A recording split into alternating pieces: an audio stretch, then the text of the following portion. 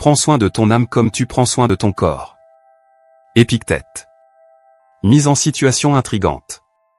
Imaginez que vous êtes un athlète en préparation pour une compétition importante. Vous veillez à chaque détail, votre alimentation, votre sommeil, votre entraînement. Vous consacrez du temps à perfectionner chaque mouvement, à éviter les erreurs, à renforcer votre corps. Mais, si vous négligez votre esprit, ne serait-ce pas comme entraîner un corps sans esprit, un cheval sans jockey? Prendre soin de l'âme, selon Épictète, c'est s'assurer que l'esprit, ce centre de notre existence, est aussi nourri et fortifié que le corps. Décryptage stoïcien. Épictète, en philosophe stoïcien, nous invite à porter le même soin et la même attention à notre âme qu'à notre corps. Nous savons tous qu'un corps en bonne santé demande des soins constants, de l'exercice, une alimentation saine, du repos.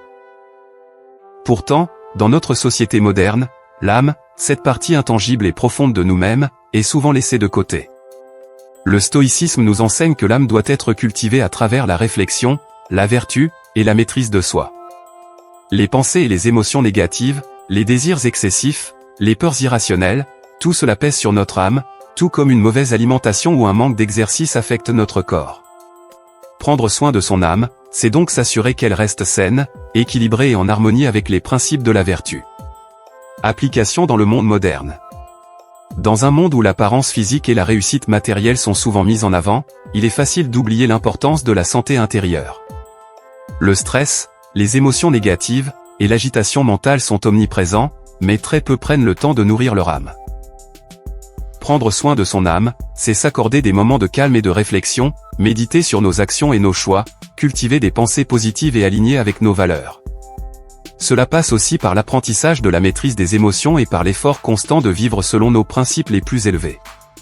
L'âme a besoin de lectures nourrissantes, de conversations profondes, et d'un environnement qui favorise la sérénité. Leçon à retenir. Tout comme il est essentiel de prendre soin de notre corps pour rester en forme, il est tout aussi crucial d'entretenir notre âme pour vivre une vie harmonieuse et pleine de sens.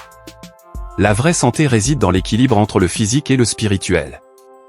Soyez attentifs à nourrir votre âme avec les mêmes soins et dévouements que vous apportez à votre corps. Une âme saine et forte est la clé pour une vie épanouie, pleine de sagesse et de sérénité. Prenez bien soin de vous.